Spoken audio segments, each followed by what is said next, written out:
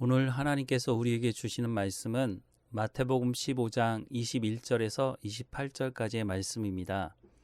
함께 읽겠습니다.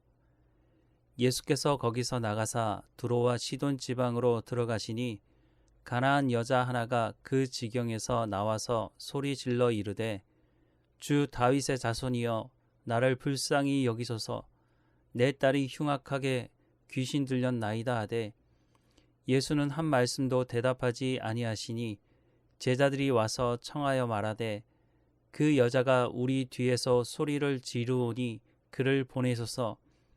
예수께서 대답하여 이르시되 나는 이스라엘 집에 잃어버린 양 외에는 다른 데로 보내심을 받지 아니하였노라 하시니 여자가 와서 예수께 절하며 이르되 주여 저를 도우소서. 대답하여 이르시되 자녀의 떡을 취하여 개들에게 던짐이 마땅하지 아니하니라. 여자가 이르되 주여 올소이다마는 개들도 제 주인의 상에서 떨어지는 부스러기를 먹나이다 하니 이에 예수께서 대답하여 이르시되 여자여 내 믿음이 크도다. 내 소원대로 되리라 하시니 그때로부터 그의 딸이 나으니라. 오늘 본문은 앞선 마태복음 15장 1절에서 20절까지의 본문과 대조되는 말씀입니다. 마태복음 15장 1절에서 20절에 등장하는 사람들은 아브라함의 후손들입니다. 게다가 하나님의 말씀을 가르치는 바리새인들, 서기관들이었습니다. 이들은 이방인들에게 하나님을 소개하지 않았습니다. 왜냐하면 자신들만 구원의 대상이고 이방인들은 지옥의 땔감이라고 생각했기 때문입니다. 그런데 예수님은 이들의 예상과는 너무 다른 말씀을 하셨습니다. 예수님을 찾아와서 장로들의 전통을 운운했던 사람들을 향해 하나님께서 심지 않은 사람들이라고 말씀하셨고 결국 하나님께서 이들을 뽑으실 것이라고 말씀하셨습니다. 13절과 14절 말씀에 보면 예수께서 대답하여 이르시되 심은 것마다 내 하늘 아버지께서 심으시지 않는 것은 뽑힐 것이니 그냥 두라. 그들은 맹인이 되어 맹인을 인도하는 자로다. 만일 맹인이 맹인을 인도하면 둘이 다 구덩이에 빠지리라 하시니 라고 말씀합니다. 예수님은 하나님의 말씀을 가르치는 바리새인들, 서기관들을 향해 맹인이라고 말씀하셨습니다.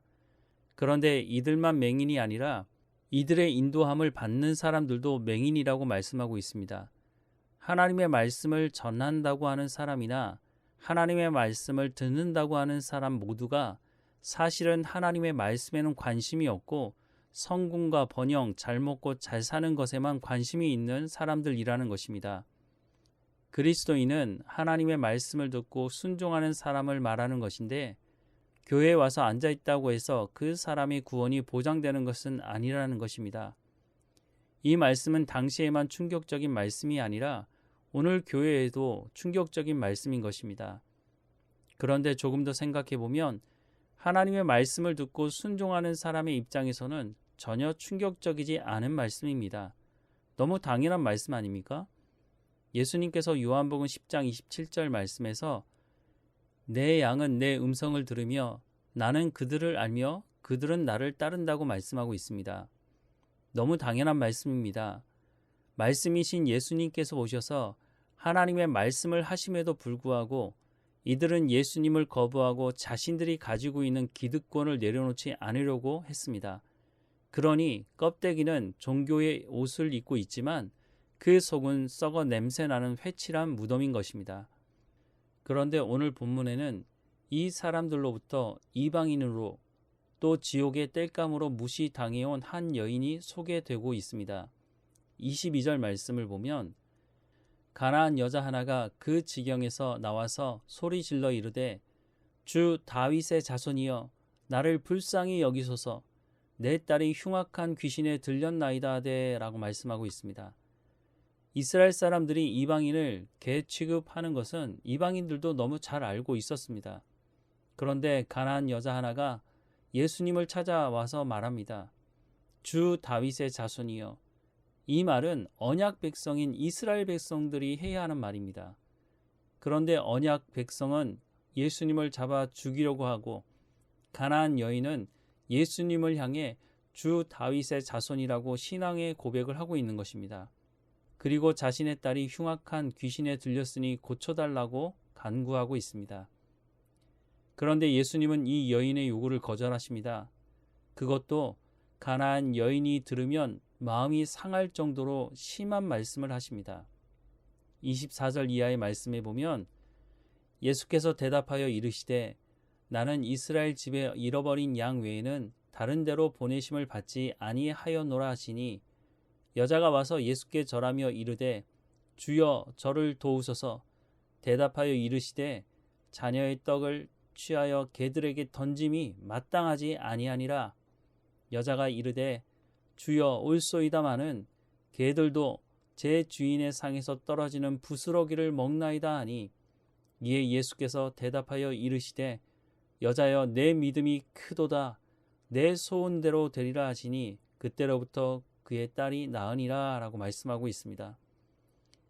예수님의 사역은 이스라엘 백성들로 한정되어 있지 않았습니다. 그러니 이 말씀은 예수님의 본심의 마음이 아닙니다. 어쩌면 바리새인들 서기관들의 잘못된 마음을 지적하기 위함이라는 생각이 듭니다. 이 가나안 여인의 믿음이 더욱 돋보이게 하는 것 같아 보입니다. 이 여인은 자신이 개와 같은 취급을 받고 있다는 것을 너무 잘 알고 있었습니다. 그럼에도 불구하고 예수님만이 자신의 딸을 고칠 수 있음을 말하고 있는 것입니다. 그리고 예수님은 그 딸을 고쳐주십니다. 신앙생활은 이렇게 하는 것입니다. 교회가 오래되다 보면 이상한 고집과 거짓된 전통이 생기게 되고 하나님의 말씀에 순종하지 않으면서 잘못된 전통을 지키는 것이 신앙인 것처럼 착각하게 되고 나중에는 아예 하나님의 말씀을 무시했던 바리새인들과 서기관들처럼 전통을 지키면 구원을 받는다고 착각하게 되는 것입니다. 이 정도 되면 예수님께서 오셔서 말씀하셔도 예수님을 죽이려고 하지 예수님께서 하시는 말씀을 들으려고 하지 않습니다. 예수님 시대만 이런 것이 있는 것이 아닙니다. 오늘 이 시대도 마찬가지입니다. 그래서 우리가 하나님 말씀에 가까이 가야 합니다. 이렇게 바쁜 때 성경을 읽으라고 말씀을 가까이 하라고 하는 것은 어떻게 보면 예의가 아닌 것인지도 모르겠습니다. 하지만 그리스도인이 하나님 말씀으로부터 떠나 있게 되면 결국 세상이 유혹하는 함정에 빠지게 되는 것입니다. 바리새인들, 서기관들, 사두개인들 이런 사람들만 그 함정에 빠지는 것이 아닙니다. 예수님은 가나안 여인에게 내 믿음이 크도다 라고 말씀하십니다.